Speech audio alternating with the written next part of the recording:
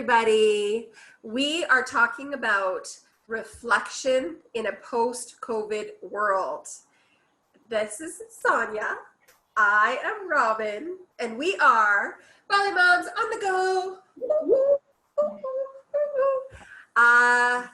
You know what, you guys? We're moving out of this lockdown situation, and we think that it's a very important time to sort of take a moment and really just take some reflection on what has happened, what's going to happen, and how blessed most of us truly are, in truth.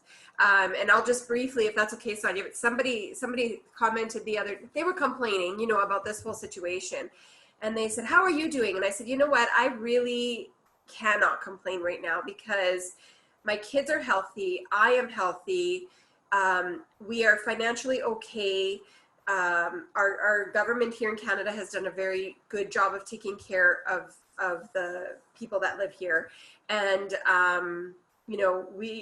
we really, considering everything, I cannot complain. Like, we are doing okay. We are all good here. So I think it's really important to sit back and go, we're okay. Life is okay. It's hard and it's challenging, but truthfully, not terrible. Yeah, like to comment on what you're just saying is really stepping back and thinking about, yes, there have been a lot of changes. Yeah. And people have had to adapt a lot and face different situations, more or less difficult, but we all faces a change for sure. And change is really hard. Yes. And it's really like thinking about, okay, there are good things that happen too. And it's really trying to find these golden nuggets of good things. And for everyone will be different, of course, because we are all different and living this pandemic differently. But I think we can really think and find this nice thing that happened among the struggling part.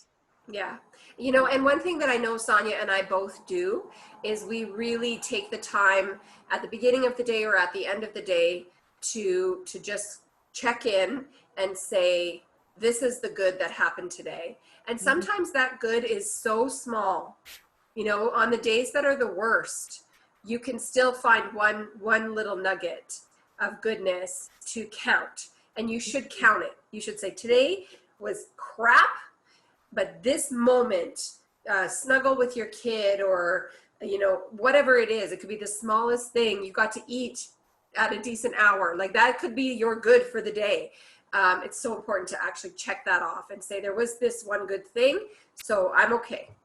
Yes, I think we're going to link the video we did about gratitude and counting the small wins. So go watch this video to really find the good things. So in line with reflection about the post-COVID world, I think we have one question. One first question we will ask you.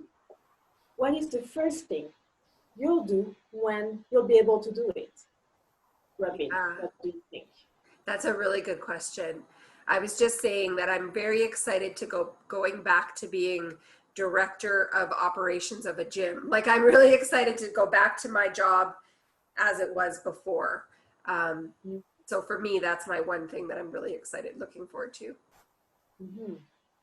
For me, I think it will be connect face-to-face with friends and family, like really like be able to hug them, like being close, because it's been a nice phase to connect more with friends and family online, but yet I'm missing the face-to-face connection. So I'm really looking to hug you, Robin. I can't wait. With friends and just like feel the connection and contact when we'll be able to do it.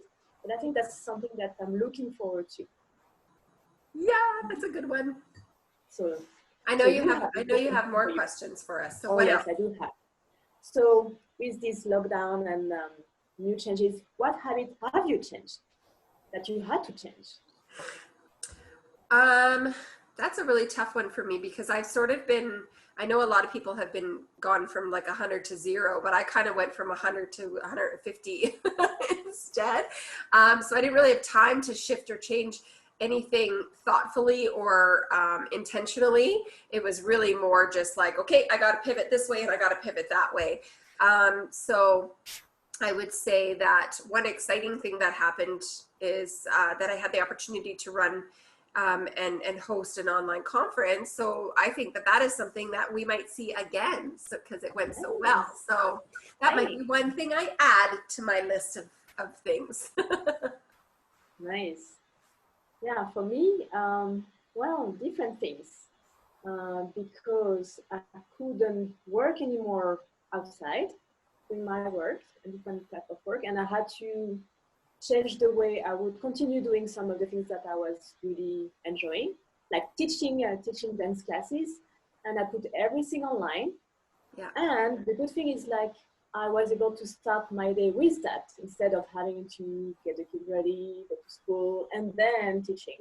Mm-hmm. Then I like changed that and then woke up doing my quick self-care routine and starting my classes very early in the morning, then taking care of the kids and everything. So I really enjoy these new habits because I haven't been able to do that in the other configuration, but with that, I find it very energizing because I had time for myself and doing physical activities, like putting even more energy and then be like ready to get the day going and then be like very focused. So it's something that I really, really have enjoyed so far.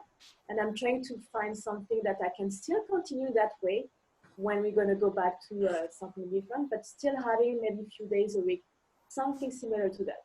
Yeah, you might have to go a little earlier, hey? Yeah. Yeah. But yeah, something that I'm thinking about. So good, cool. Again, you people to think about what habits have changed and yeah, tell us. So I have a last question for you, Robin. So what have you decided you do differently when things go back to normal? What will I do differently when things go back to normal? I think I haven't reflected upon this one yet, so I need to. I think I need to reflect on that one a little bit more, because I think my first intention and thought is to go back to normal. You know, like that's kind of the thing. But I think what a lot of people might be thinking about really strongly is even just the use of sanitizers and, you know, those sorts of things that have become our extreme normal now, I think are going to shift in a lesser way into our day-to-day more than it ever did before, especially in this first year after this has all happened. So I imagine that I'm still going to carry a mask in my purse, and I'm still going to have sanitizer on hand all the time. So I think that those are changes that are going to be something that is subtle, but is also quite loud as something I never would have thought to do or done before.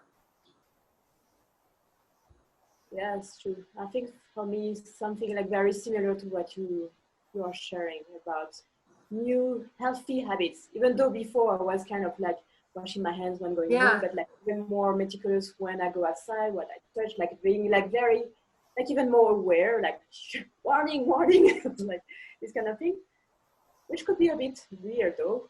Yeah, it's kind of weird, and it feels like it comes from fear, which is, I think, why it's hard for you and I, because we don't normally react from fear in that way. But I think the world is on edge that way now. And we both are very physical people. Like we touch other people all the time. So I'm very aware now of how close I'm standing to people and things like that. And that's really unusual for me. So, but I believe it is going to be part of what my day-to-day looks like now for a little while anyway. Yes. Yeah. Yeah, we encourage you people to really reflect on these 3 questions because it's a good way to position yourself and see, okay, what's good, what you can improve, and what you do differently, just to reflect on those moments we all facing. Yeah. Tell We'll write the questions in the text as well. So. Yes. Hey guys, we need your answers. Yes. Share. You know what to do. Thank you. Bye. Take care.